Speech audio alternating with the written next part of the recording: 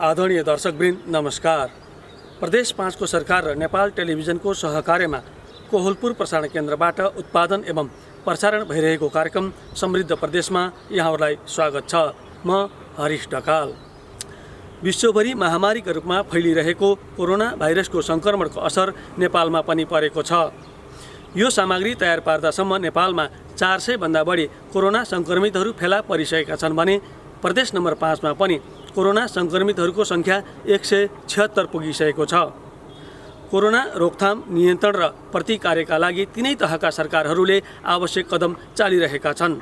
यसै सन्दर्भमा प्रदेश 5 को सरकारले कोरोना नियन्त्रण, रोकथाम र प्रतिकार्यका लागि चालेका कदमहरू, यसको प्रभावकारिता र यसबाट हुने उपलब्धिका बारेमा आज हामी चर्चा गर्दैछौँ। विश्वव्यापी महामारीको रूपमा फैलिरहेको नोभल कोरोना भाइरस अर्थात् कोभिड-19 को संक्रमण नेपालका विभिन्न स्थानमा फैलिसकेको छ। कोरोना भाइरस संक्रमणको उच्च जोखिममा रहेको प्रदेश 5 मा पनि कोरोना संक्रमितहरूको संख्या दिनानुदिन बढ्दै गइरहेको छ।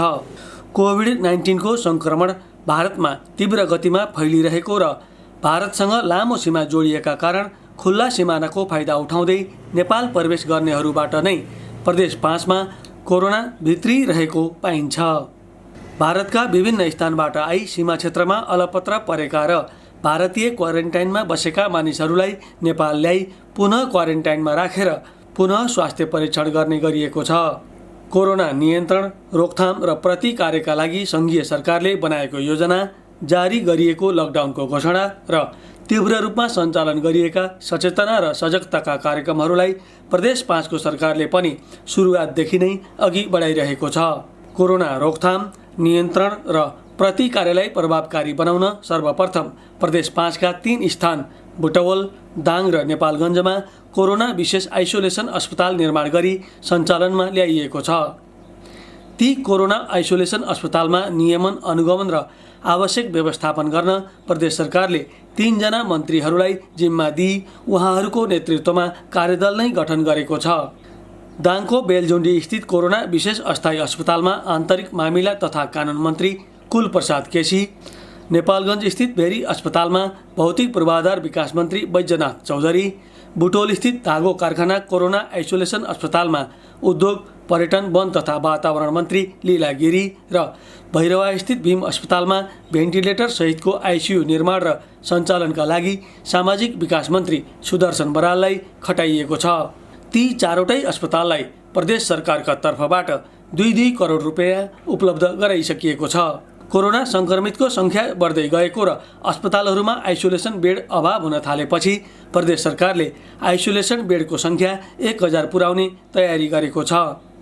साथै क्वारेन्टाइनमा बस्नेहरूको संख्या पनि बढ्दै गएकोले प्रत्येक पालिकामा 1000 क्षमताको क्वारेन्टाइन निर्माण गरी व्यवस्थित गरिने प्रदेश सरकारले जनाएको छ।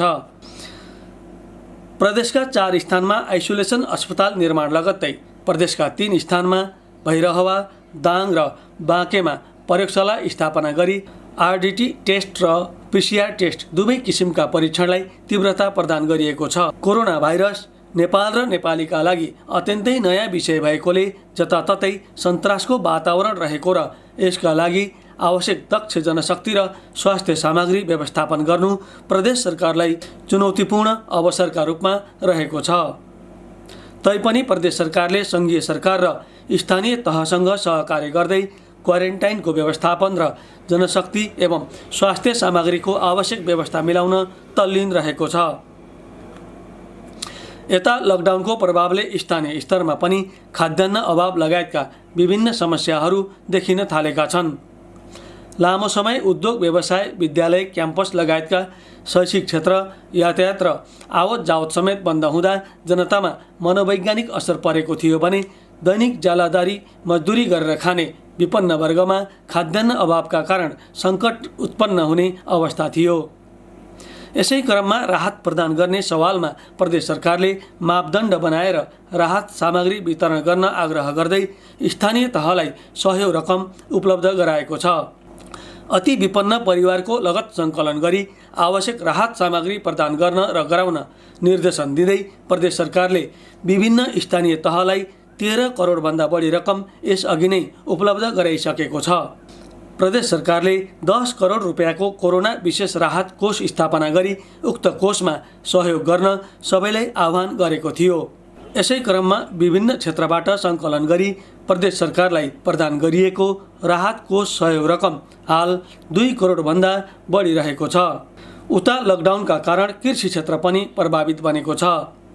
किसानका उत्पादन बजारसम्म नपुग्दा खेतबारीमै सड्ने अवस्था आउने भएकोले प्रदेश सरकारले तत्कालै किसानलाई ढुवानीका साधन उपलब्ध गराउने र बजारसम्म पुर्याउन सहयोग गर्ने नीति अघि सारेको छ।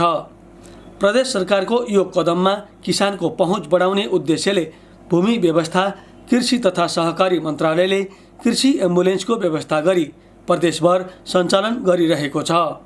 यो कार्यक्रम निकै प्रभावकारी भएको तर बजारमा भारतीय तरकारी र फलफुल आउने क्रम नरोकिएकोले किसानलाई अझै पनि केही समस्या भएको किसानहरूको गुनासो छ।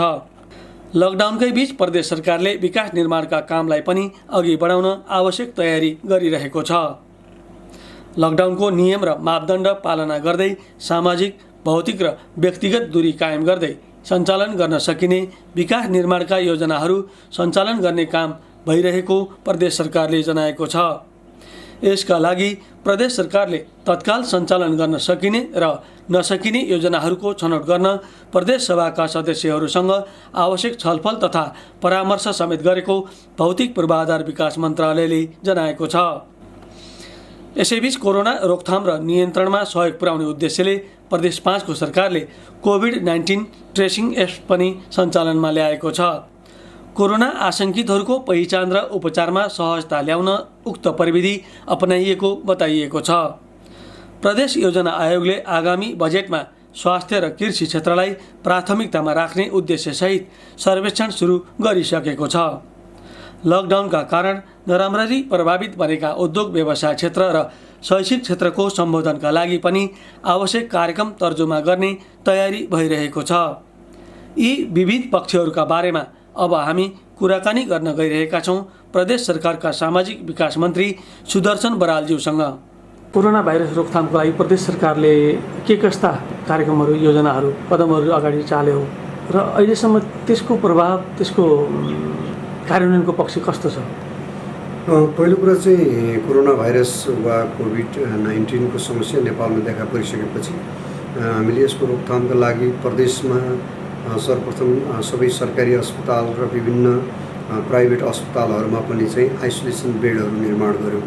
त्यसो गर्दाखेरि झन्डै 300 जति चाहिँ बेडहरू हामीले निर्माण गऱ्यौँ र कोभिड-19 को पोजिटिभ केस आएपछि त्यहाँबाट म्यानेज गर्दै जाने हामीले योजना बनायौँ। त्यसअनुसार चाहिँ विभिन्न स्थानहरूमा चाहिँ स्थानीय तहले सञ्चालन गर्ने गरी क्वारेन्टाइनहरू पनि निर्माण भएर प्रदेशमा झन्डै 2000 भन्दा बढी चाहिँ क्वारेन्टाइन बेडहरू निर्माण भए।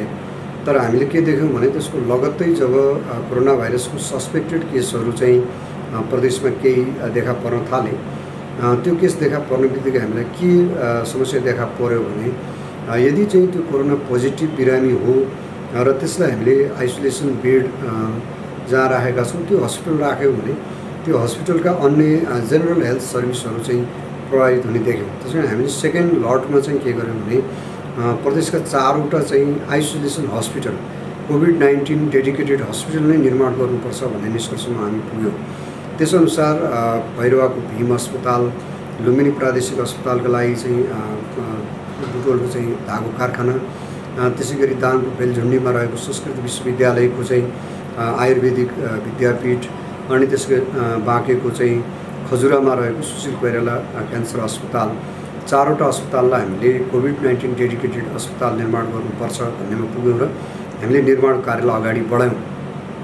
हालसम्म आइपुग्दाखेरि चाहिँ हामीसँग यो 4वटा अस्पतालमा 230 बराबरको चाहिँ बेडहरू छ र त्यो कोभिड-19 को केसबाट आएका बिरामीहरू कोही चाहिँ सिरियस पनि हुनसक्छ र यदि ऊ चाहिँ क्रिटिकल केयरमा जाने भयो भने त्यसलाई बाहिर लगेर उपचार गर्न सकिँदैन भन्ने हिसाबले चाहिँ हामीले यो 4वटै अस्पतालमा गएर आइसियु पनि हामीले निर्माण गऱ्यौँ। यो 4वटा अस्पतालमा गएर हामीसँग 32वटा आइसियु छन्। त्यसै गरी चाहिँ 12वटा चाहिँ भेन्टिलेटर समेत हामीले अस्पतालमा जोडेका छौँ। त्यसै कारणले पहिलो चाहिँ कोभिड-19 को बिरामीलाई सबभन्दा पहिला श्वास प्रश्वासको समस्या हुने भएको कारणले यी सबै बेडहरूमा चाहिँ हामीले अक्सिजन सप्लाईदेखि लिएर सबै व्यवस्थाहरू म्यानेज गरेर चाहिँ 230 बेडको यो चाहिँ सुविधा सम्पन्न एउटा प्रकारका चाहिँ अस्पतालहरू हामीले निर्माण गऱ्यौँ। सँगै अब हामीलाई अर्को समस्या चाहिँ के देखा पर्यो भने विभिन्न ठाउँमा देखा पर्ने चाहिँ शङ्कास्पद सङ्क्रमित बिरामीहरू सस्पेक्टेड केसहरूको चाहिँ स्याम्पल झिकेर हामीले सुरुमा हामीले जनस्वास्थ्य प्रयोगशाला राष्ट्रिय जनस्वास्थ्य प्रयोगशाला टेकु पठायौँ। त्यसो गर्दाखेरि हामीसँग ती स्याम्पलहरू लिनका लागि हामीसँग 3 जना चाहिँ टेक्निसियनहरू थिए। त्यसो गर्दाखेरि 12 जिल्लामा यो सर्भिस दिन सकिँदैन भन्ने हिसाबले हामीले 12वटै जिल्लाका विभिन्न सरकारी वा निजी अस्पतालमा कार्यरत चाहिँ ल्याब टेक्निसियनहरूलाई स्याम्पल कलेक्सन गर्ने ओरिएन्टेसन ट्रेनिङ दियौँ हामीले। अहिले चाहिँ त्यस्ता ल्याब टेक्निसियन साथीहरू हामीसँग 70 जनाभन्दा बढी हुनुहुन्छ 12वटै जिल्लामा। त्यसै गरी हामीले चाहिँ यो स्याम्पल भिटिएम मार्फत काठमाडौँ मात्रै ट्रान्सपोर्टेसन गर्न गाह्रो हुने भएको हुनाले जब प्लेन पनि बन्द भयो अनि हामीले चाहिँ प्रादेशिक जनस्वास्थ्य प्रयोगशालालाई नै चाहिँ BSL 2 लेभलको ल्याब बनायौँ र यहाँबाट हामीले टेस्टिङ सुरु गऱ्यौँ। र यसले मात्रै पनि ठेक्न नसक्न अवस्था आउन सक्छ भन्ने हिसाबले हामीले बाँकेमा रहेको भेरी अस्पताललाई चाहिँ त्यहाँ पनि हामीले एउटा ल्याब निर्माण गऱ्यौँ। हामीले PCR मेसिन लगायतको सामग्रीहरू उपलब्ध गराएर त्यहाँ पनि यो प्रयोगशाला सञ्चालनमा आएको छ। त्यसै गरी चाहिँ त्यसले पनि ठेक्न नसक्ने हुनसक्छ भनेर हामीले दाङको राप्ती स्वास्थ्य विज्ञान प्रतिष्ठानमा पनि एउटा ल्याब निर्माण गऱ्यौँ। यसरी अहिलेसम्म हामीसँग चाहिँ 3वटा उच्च स्तरका चाहिँ कोभिड-19 का लागि चाहिँ प्रयोगशालाहरू निर्माण भएका छन् र अहिलेसम्म चाहिँ 230 बेड बराबरको चाहिँ डेडिकेटेड हस्पिटलमा बेडहरू निर्माण भएका छन्। अहिले मैले यो अन्तर्वार्ता दिइरहँदाखेरि हामीसँग चाहिँ 72 जना पोजिटिभ केस हाम्रो प्रदेशमा देखा परिसकेको छ। मेनली चाहिँ बाँके, कपिलवस्तु र रूपन्देही, त्यसै गरी चाहिँ बर्दियाको पनि एउटा केस गरिकन चाहिँ 72वटा केसहरू आइसकेका छन् र हाम्रा यी अस्पतालहरूमा चाहिँ यसको क्यापेसिटी अनुसार हामीले बिरामीहरू राख्दै गएका छौँ। र यो बेडको सङ्ख्याले पनि अब नपुग्ने हुनसक्छ। यद्यपि अहिलेसम्म आएका सबै बिरामीहरू चाहिँ कुनै पनि प्रकारको लक्षण नदेखिएका एसिम्प्टोमेटिक बिरामीहरू हुनुहुन्छ। तर पनि उहाँहरूको यो सङ्ख्या बढ्दै जाँदाखेरि चाहिँ हाम्रो बेड क्यापेसिटी धान्न नसक्ने हुनसक्छ भनेर फेरि हामीले यी अस्पतालहरूको बेड क्यापेसिटी बढाउने र कम्तीमा 1000 सम्म बेड क्यापेसिटी पुर्याउने हिसाबले बाँकेमा चाहिँ रहेको नेपाल आर्मीको चाहिँ हस्पिटल, नेपाल प्रहरीको हस्पिटल र अन्य हस्पिटललाई पनि हामीले आइसोलेसन हस्पिटलको रूपमा विकास गर्दैछौँ भने त्यसै गरी बेलझुन्डीमा रहेको अस्पतालको पनि चाहिँ हामीले त्यसको क्षमता विस्तार गर्दैछौँ। त्यसै गरी धाव कारखानाको पनि क्षमता विस्तार गर्दैछौँ र भीम अस्पतालको पनि क्षमता विस्तार गरेर 1000 पुर्याउने गरी हामीले तयारी गरेका छौँ। भने सस्पेक्टेड केस राख्नका लागि चाहिँ फेरि प्राइभेट अस्पतालहरूलाई प्रयोग गर्नुपर्ने वा अझै केस लोड धेरै बढ्यो भने प्राइभेट अस्पतालहरूलाई पनि डेडिकेटेड हस्पिटलको रूपमा लाने वा चाहिँ एसिम्प्टोमेटिक केसहरू जो छन् लक्षण नदेखिएका चाहिँ बिरामीहरूलाई चाहिँ कम्युनिटी आइसोलेसन हस्पिटल निर्माण गरेर जो अहिले चाहिँ एउटा प्रकारको सुविधा भएका चाहिँ क्वारेन्टाइनहरू निर्माण भएका छन् ती ठाउँहरूलाई चाहिँ आइसोलेसन हस्पिटल फर्स्ट क्याटेगोरीका जहाँ चाहिँ सामान्य मतलब स्वास्थ्यकर्मीको रेखदेखमा राख्न सकिन्छ त्यो प्रकारका चाहिँ बिरामी र स्वास्थ्यकर्मी सहितको चाहिँ कम्युनिटी आइसोलेसन सेन्टरहरू निर्माण गर्ने समेत कन्सेप्टमा हामीले छलफल गरिरहेका छौँ। यसरी अहिलेसम्म चाहिँ हामीले जुन प्रकारले झन्डै 1-1.25 महिनाको तयारी गरेका थियौँ त्यो तयारीले चाहिँ राम्रो परिणाम दिएको छ र अहिले कुनै पनि केसहरू देखा परिसकेपछि कुनै पनि पोजिटिभ केस देखा परिसकेपछि त्यसलाई हामीले तुरुन्तै हाम्रो आइसोलेसन अस्पतालमा लान सम्भव भएको छ र अहिले सबैको चाहिँ स्वास्थ्यकर्मीहरूद्वारा चेक जाँच भएको छ र सबैको स्थिति नर्मल छ। त्यसै गरी चाहिँ क्वारेन्टाइनहरूमा पनि अहिलेसम्म 7000 सम्म मान्छेहरू बस्नु भएको छ। ती सबैलाई हामीले क्रमशः RDT गर्ने, PCR गर्ने र घर पठाउने गरिरहेका छौँ र हजारौँ मान्छेलाई चाहिँ क्वारेन्टाइनले चाहिँ म्यानेज गरेको छ। तर पनि अहिले पछिल्लो चरणमा चाहिँ बोर्डर एरियामा ठुलो सङ्ख्यामा भारतबाट चाहिँ नेपाली नागरिक आइरहेको कारणले फेरि पनि हामीलाई चुनौती चाहिँ थपिएकै छ। त्यो अब आउने चुनौतीहरूलाई सामना गर्नको लागि के कस्ता रणनीतिहरू बनाउनु भएको छ? पहिलो कुरा चाहिँ हामीलाई अहिले भर्खरै देखा परेको समस्या चाहिँ बोर्डरको समस्या हो। बोर्डरको एउटै नाकामा जस्तो सुनौली नाकामा मात्रै अहिले चाहिँ 1400-1500 मान्छेहरू जम्मा भइसक्नु भएको छ भने कपिलवस्तु त्यसै गरी चाहिँ नेपालगञ्ज, बर्दिया, दाङका बोर्डरहरूमा पनि हजारौँ नागरिकहरू थुप्रिने क्रम सुरु भएको छ भने हामीले नाकालाई चाहिँ ठिक ढङ्गले सर्भिलेन्स गर्न नसकेको कारणले लुकीछिपी विभिन्न सहायक मार्गहरू प्रयोग गरेर रातिमा वा दिनमा गरेर मान्छेहरू चाहिँ गाउँमा आउने क्रम बढेको छ। यद्यपि यसको सकारात्मक पाटो के छ भने बोर्डर एरियाका जनसमुदायहरूमा सचेतना फैलिएका कारणले उहाँहरूले लुकीछिपी आउने मान्छेहरूलाई नियन्त्रणमा लिनुभएको छ र क्वारेन्टाइनमा लानुभएको छ। तर पनि समस्या जिउका त्यौँ छ र मान्छेहरू आउने क्रम बढेको छ। त्यस कारणले हामीले एउटा चाहिँ बोर्डर एरियाका लागि चाहिँ इन्टरनेसनल हेल्थ रेगुलेसन को हिसाबले जो आइएचआर भन्ने सिस्टम छ त्यसलाई एक्टिभेट गर्नका लागि चाहिँ स्वास्थ्य मन्त्रालयलाई आजै हामीले अनुरोध गरेका छौँ, जहाँ बोर्डर एरियामा भारत र नेपालतर्फका राष्ट्रिय स्तरकै चाहिँ स्वास्थ्य कर्मीहरू मोबिलाइज गर्ने, चेक पोइन्टहरू खडा गर्ने, दुवैतर्फ सुरक्षाकर्मीहरू राख्ने, क्वारेन्टाइन गर्ने र मान्छेलाई आवत जावत गर्नेको लागि स्वास्थ्य चेक जाँच गर्ने, त्यसलाई सर्भिलेन्स गर्ने गरी आइएचआर सिस्टम चाहिँ एक्टिभेट गर्नका लागि हामीले अनुरोध गरेका छौँ। त्यसै गरी चाहिँ बोर्डरमा थुप्रिएका मान्छेलाई नेपालभित्र प्रवेश गराउने, उहाँहरूलाई क्वारेन्टाइन गर्ने वा सम्बन्धित पालिकामा पुर्याउनका लागि चाहिँ बोर्डर एरियाको हकमा चाहिँ सङ्घीय सरकारले यसको समस्या समाधान गर्नुपर्ने भएको हुनाले हामीले सङ्घीय सरकारलाई पनि यसको बारेमा अनुरोध गरेका छौँ। किनकि चाहिँ हाम्रो प्रदेश भनेको चाहिँ यो बोर्डरबाट आउने मान्छेहरू हाम्रो प्रदेशको मान्छे मात्रै छैनन्। ती मान्छेहरू चाहिँ कर्णाली प्रदेश, सुदूरपश्चिम, गण्डकी प्रदेश र देशका अन्य प्रदेशमा समेत जाने मान्छेहरू भएका हुनाले ती मान्छेहरूलाई चाहिँ कसले म्यानेज गर्ने भन्ने बारेमा चाहिँ सङ्घीय सरकारले अन्य प्रदेशहरूलाई पनि समन्वय गरिदिनु पर्ने हुन्छ।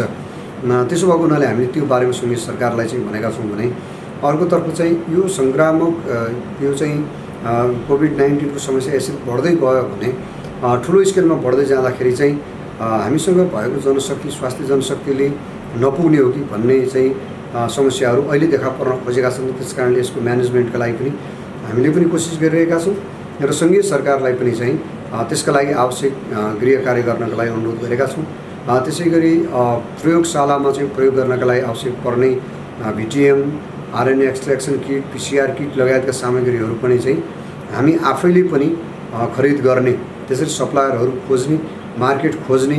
किनकि भोलि यो पनि चाहिँ एकै ठाउँबाट 1500-2000 मान्छेको टेस्टिङ गर्नुपर्ने भयो भने हामीसँग भएको साधन स्रोतले नभ्याउन सक्छ भन्ने हिसाबले चाहिँ हामीले सङ्घीय सरकारलाई पनि यसबारेमा अनुरोध गरेका छौँ भने हामीले आफूसँग भएकै साधन स्रोतलाई पनि चाहिँ परिचालन गर्ने चाहिँ कार्यक्रम अगाडि बढाएका छौँ। यो त भयो प्रत्यक्ष असरको कुरा। जस्तो अप्रत्यक्ष असर परिरहेको छ कृषि क्षेत्रमा, उद्योग क्षेत्रमा, शैक्षिक क्षेत्रमा, त्यसको व्यवस्थापनको लागि चाहिँ के योजना छ? स्वाभाविक रूपमा तपाईँले भने जस्तो समस्या चाहिँ देखा पर्न खोजिरहेको छ। किनकि लकडाउन चाहिँ लामो समय परेको छ। त्यस कारण सुरुमा चाहिँ हामीले जस्तो दैनिक ज्यालादारी काम गर्ने विपन्न मजदुरहरूको समस्याको बारेमा चर्चा गरेका थियौँ भने लकडाउन बढ्दै जाँदा मध्यमवर्गीय तबका समेत यसबाट प्रभावित हुने अवस्था देखा परेको छ। खाद्यान्न, रसद पानी, औषधि इत्यादिको आपूर्तिमा समस्या हुन सक्ने सम्भावनाहरू देखिएका छन्। त्यसै गरी हाम्रो प्रदेशका मात्रै झन्डै 13 लाख बालबालिकाहरू चाहिँ परीक्षा दिएर घर बसिरहेका छन्। उनीहरूको पढाइ लेखाइ, स्कुलहरू सुचारू गर्ने समस्याहरू देखा पर्न थालेका छन्। त्यसै गरी चाहिँ उद्योग धन्दा, कल कारखाना, बजारहरू लामो समय नचल्दाखेरि चाहिँ आर्थिक अवस्था, यसको आर्थिक सर्कुलेसनमा नै चाहिँ समस्या पर्ने देखिएको छ भने कयौँ चाहिँ लामो समय घरमा चाहिँ थुनिएर बस्नु पर्दाखेरि चाहिँ मानसिक समस्याहरू, स्ट्रेसका समस्याहरू देखा पर्ने सम्भावनाहरू छन्। त्यसका लागि प्रदेश सरकारको तर्फबाट हामीले चाहिँ उद्योग धन्दा, कल कारखानाहरूलाई एउटा निश्चित मापदण्डभित्र, निश्चित एरियाभित्र चाहिँ सञ्चालन गर्नका लागि पनि केही उपायहरू खोजिरहेका छौँ। कृषिका सामग्रीहरू बजारमा पुग्न दिनका लागि हामीले केही उपायहरू लगाएका छौँ, जस अन्तर्गत चाहिँ कृषि एम्बुलेन्स सञ्चालन गर्ने, खास समयमा चाहिँ बजारहरू खोल्ने, पसलहरू खोल्ने र चाहिँ खाद्यान्नका गाडीहरू चल्न दिने नीति बनाएका छौँ। ती चल्दै पनि गएका छन् र विद्यार्थीहरूलाई चाहिँ भर्चुअल माध्यमबाट पढाउने वा कम्तीमा पहिलोपटक रिजल्टहरू निकालिदिने, त्यसपछि विद्यार्थीहरूलाई हातमा किताब पुर्याउने योजनाका साथ पनि हामीले काम गरिरहेका छौँ र यसको लागि चाहिँ सङ्घीय सरकारले देशव्यापी रूपमा पनि एउटा नीति बनाउन जरुरी छ। त्यसका लागि पनि हामीले छलफल गरिरहेका छौँ। जस्तो उद्योग व्यवसाय सञ्चालनको सम्बन्धमा पनि केही उपायहरू अपनाउन सकिन्छ? मैले अगाडि पनि भने एउटा निश्चित उद्योगहरू, त्यहाँको निश्चित लोकल मजदुरहरूको प्रयोगद्वारा सञ्चालन गर्न सकिने उद्योगहरूलाई सञ्चालन गर्ने भनेर हामीले भनेका छौँ र उहाँहरूको चाहिँ आवश्यक पर्ने र मेटेरियलहरू, उहाँहरूलाई आवश्यक पर्ने चाहिँ मजदुरहरूलाई त्यो स्थिति हेरिकन चाहिँ उहाँहरूले सञ्चालन गर्दै हुनुहुन्छ।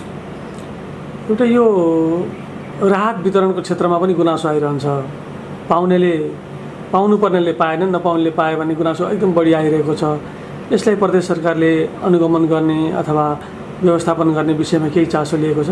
हामीले यसमा चासो दिएका छौँ र स्थानीय तहमा मान्छेहरूलाई खानपिन लगायतमा समस्या नपरोस् भनेर प्रदेश सरकारको तर्फबाट 13.5 करोड रकम हामीले स्थानीय तहलाई उपलब्ध गराएका छौँ र तपाईँले भने जस्तो समस्या देखा नपरोस् भनेर यो राहतलाई, क्वारेन्टाइनलाई, आइसोलेसन हस्पिटलहरूलाई समेत अनुगमन गर्नका लागि प्रदेश सभाका मान्यहरू समेत रहेको जिल्ला स्तरमा एउटा अनुगमन टोली, जिल्ला समन्वय समितिको संयोजकको नेतृत्वमा अनुगमन टोली पनि बनाएका छौँ। त्यसबाट रेगुलर मोनिटरिङ पनि भइरहेको छ भने हामीले आफ्नो तर्फबाट मुख्यमन्त्रीले पालिकाका अध्यक्षहरूसँग, मेयरहरूसँग सोझै भर्चुअल मिटिङहरू पनि गरिरहनु भएको छ र यसरी हामीले वास्तवमै पीडित र विपन्न परिवारहरू राहतबाट नछुटुन् र त्यसको दुरुपयोग नहोस् भन्नका लागि हामीले लगातार प्रयत्नहरू अगाडि बढाएका छौँ।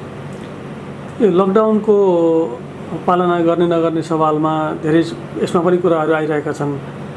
अबको लकडाउनको अवस्था कस्तो रहन्छ रूपन्देही जिल्लामा अथवा प्रदेश नम्बर 5 मा? अहिले चाहिँ हाम्रो प्रदेशमा 72वटा केससम्म देखा परिसक्दाखेरि यो अलिक बढी तीव्र गतिमा आइरहेको बोर्डरलाई हामीले चाहिँ राम्रोसँग चेक जाँच गर्न नसकेको अवस्थाको कारणले गर्दाखेरि स्थिति अलिकति चाहिँ चुनौतीपूर्ण बनेको छ। त्यस कारणले हामीले लकडाउन खोल्ने भन्दा पनि लकडाउनलाई सही ढङ्गले कार्यान्वयन गर्नुपर्ने देखिन्छ। त्यस कारणले बाँके, कपिलवस्तु, रूपन्देही लगायतका जिल्ला प्रशासनहरूले चाहिँ निषेधाज्ञा समेत जारी गरेका छन्, मुभमेन्टलाई रोकेका छन्। किनकि यो भाइरस चाहिँ जति मान्छेले मुभमेन्ट गर्छ एउटा मान्छेबाट अर्को मान्छेको बिचमा नै सर्ने भएका कारणले मान्छेको मुभमेन्ट रोक्नु, आवतजावत रोक्नु यसको पहिलो काम हो।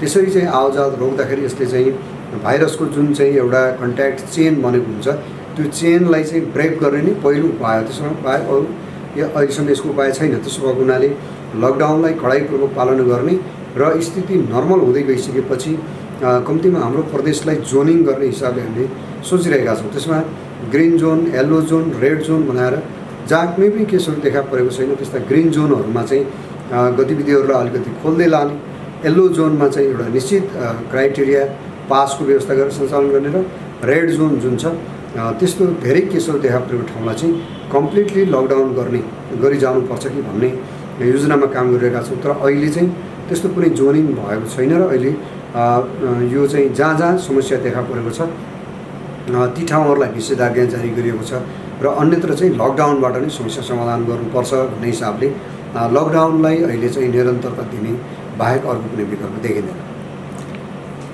अब अर्को एउटा प्रसङ्ग, सङ्घीय संसदको बजेट अधिवेशन सुरु भइसकेको छ। प्रदेशमा अधिवेशन सुरु गर्ने विषयमा प्रदेश सरकारले केही तयारी गरेको छ?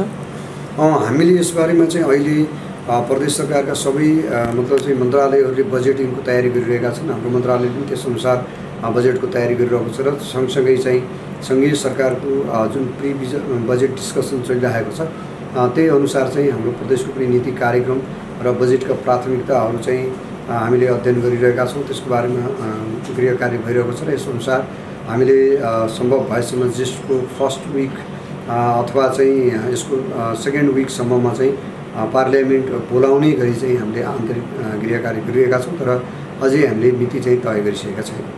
कोरोना नियन्त्रणका लागि आम जनसमुदायको भूमिका पनि उत्तिकै हुने भएकोले उच्च सावधानी अपनाउन प्रदेश सरकारले आग्रह गरेको छ। कोरोना नियन्त्रणका लागि लकडाउनको पालना गर्दै आवश्यक सतर्कता र सजगता अपनाऊ, घरमै बसौँ, आफू पनि सुरक्षित हौँ र अरूलाई पनि सुरक्षित रहन प्रेरित गरौँ। हस् त दर्शकवृन्द, अब हामी कार्यक्रमको अन्तिम चरणमा आइपुगेका छौँ। घरमै बस्नुहोला, सुरक्षित रहनुहोला भन्ने आग्रहका साथ अर्को हप्ता नयाँ श्रृङ्खला लिएर भेट्ने बाचाका साथ बिदा चाहन्छौँ। नमस्कार।